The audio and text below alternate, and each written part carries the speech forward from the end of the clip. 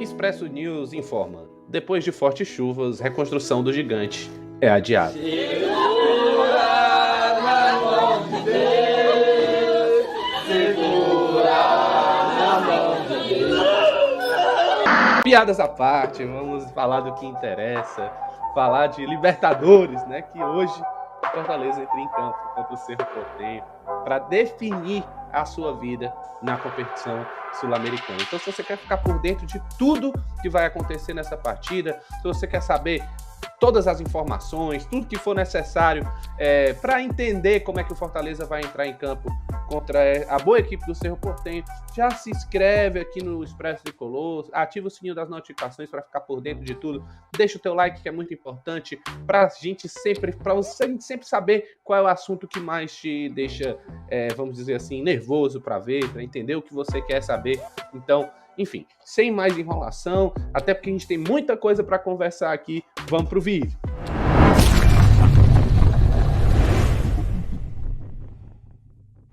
Então é isso, Fortaleza, Cerro Porteño, Fortaleza, numa competição que ficou meio complicada, mas o Fortaleza tem tudo para, enfim, né, conseguir melhorar esse histórico negativo do primeiro jogo.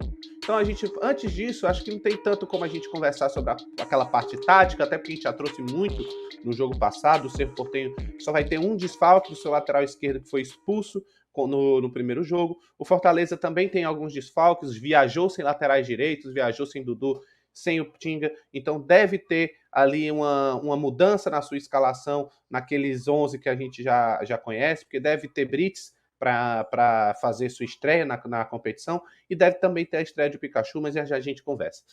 Uma coisa que o Fortaleza tem que entender, é uma coisa até que o próprio Caio trouxe, né, na entrevista, onde o Caio Alexandre falou que é o jogo mais importante do ano, e é justamente esse lá na coletiva, né, imagens aí lá da coletiva pré-jogo. O Fortaleza, como a gente falou, enfrenta hoje o Cerro, né, em busca de uma vaga na fase de grupos, e aí a aspas do atleta do Caio Alexandre, que é o jogo mais importante do ano. Fortaleza quer entrar na fase de grupos da Libertadores, nós jogadores queremos jogar, isso é importante para o ano, tanto financeiramente quanto institucionalmente. A gente vai acreditar e lutar até o final em cada dividida. Foi o que disse o Caio Alexandre. Outra coisa que a gente tem aqui para conversar, antes da gente discutir um pouco mais sobre assuntos de escalação e esse tipo de assunto, é que o Fortaleza hoje, né, no começo do treinamento, treinou sem o Galhardo. E isso colocou uma pulga atrás da orelha, né, se poderia estar envolvendo alguma negociação com o jogador, ou poderia estar acontecendo alguma coisa em relação a isso. O Globo Esporte até tentou dar uma sondada em relação a isso, tá? Falando aqui, ó, que sem Galhardo, Fortaleza treina antes da decisão contra Cerro Porteño no Paraguai, e a gente vai ver aqui a provável escalação. Inclusive, por causa desse assunto, surgiu até um burburinho aí nas redes, assim, de mensagens não oficiais, que diziam que o Galhardo poderia estar de saída do Fortaleza. A gente ainda não sabe, não tem confirmação, não tem caminhamento, na verdade, sobre esse assunto. Tá? A gente não tem fontes oficiais, só tem mesmo o burburinho que aconteceu no Twitter mais cedo hoje, na verdade ontem, né, sobre esse assunto. O certo é que o Galhardo não treinou na primeira parte do treinamento, e aí teve uma consulta do Aloysio Lima. Ele ligou pro Papelim e perguntou para ele, né, se tinha alguma coisa realmente de fato, se o Galhardo estava de saída do Fortaleza, e o Aloysio Lima, de acordo com o Aloysio Lima, o mesmo falou que não tem, que o Papelim teria desmentido essa história e que ela não teria verdade, né? O Galhardo, ele não estaria de saída. Então a gente tem que entender como vai ser o processo, né? O certo é que o Globo Esporte fez aí uma análise da escalação e ele trouxe o seguinte time sem o Galhardo, com o Fernando Miguel, Brites, Tite, Benevenuto, Pikachu, Caio Alexandre, Hércules, Pochettino e Bruno Pacheco. Ele colocou até o Bruno Pacheco numa segunda linha. Eu acho que aqui pode até aparecer um Crispim, porque o Bruno Pacheco teve sintomas de gripe no começo da semana, ficou fora do último jogo, e ele pode até, de repente, ficar fora também desse jogo devido àquele problema de preparação que você tem quando você não participa dos treinamentos iniciais, né? Então, pode ser que ele venha jogar, pode ser que venha Crispim aqui, é uma dúvida. O Globo Esporte cravou o Bruno Pacheco e colocou Romarinho e Lucero. Nesse esquema, caso o Bruno Pacheco jogue, o Fortaleza vai fazer uma linha de 4 atrás, com o Brits fazendo um papel mesmo de lateral, coisa que a gente não vê quando o Fortaleza joga de 3 zagueiros, que aí ele ganha 2 alas.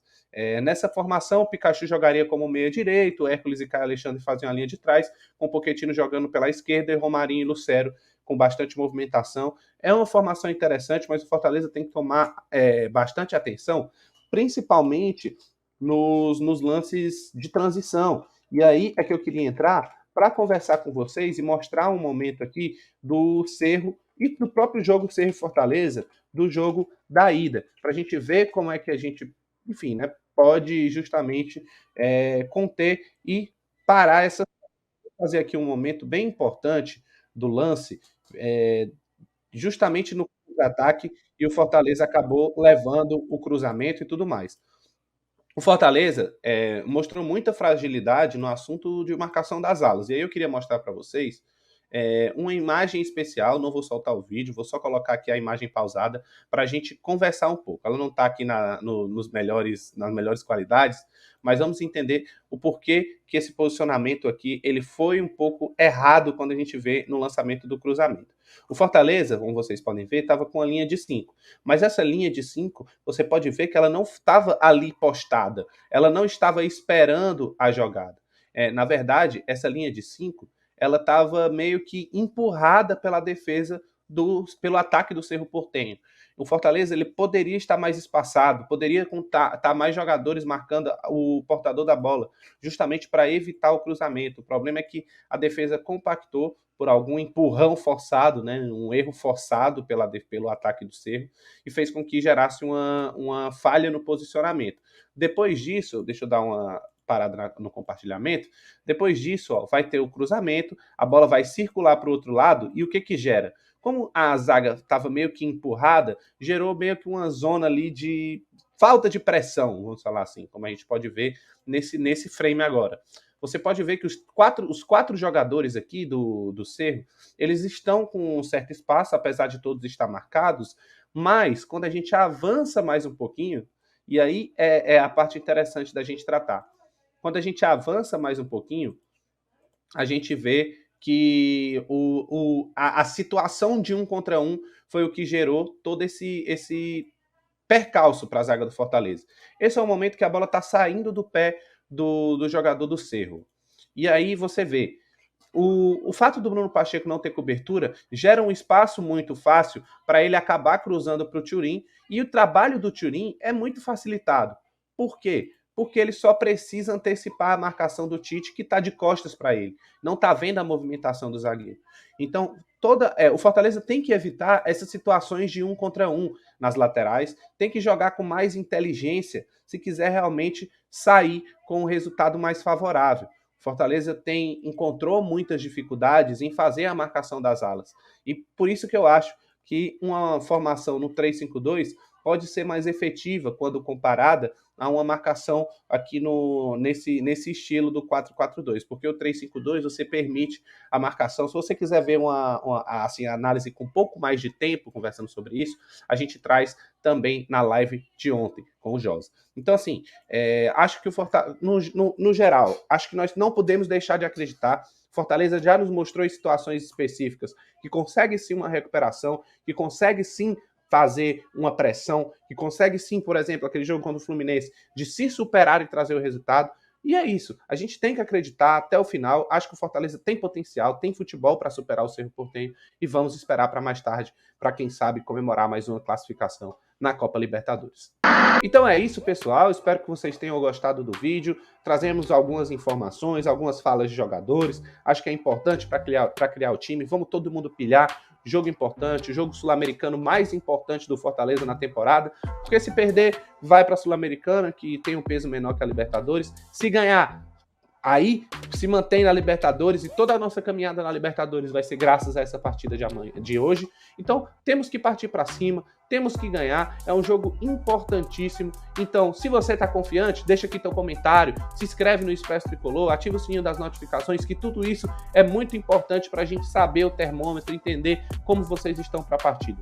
Vamos confiantes, vamos acreditar que dá para o Fortaleza passar, porque eu mesmo aqui dentro, no meu interim, acredito demais. Você acredita? Vem com a gente e vamos buscar essa classificação, mandar energia positiva para que o Fortaleza volte do Paraguai classificado. Vamos para cima, Leão. Muito obrigado para que você ficou até aqui e um abraço apertado. E é isso, vamos pilhar que hoje tem Fortaleza e Cerro Porteño no Paraguai.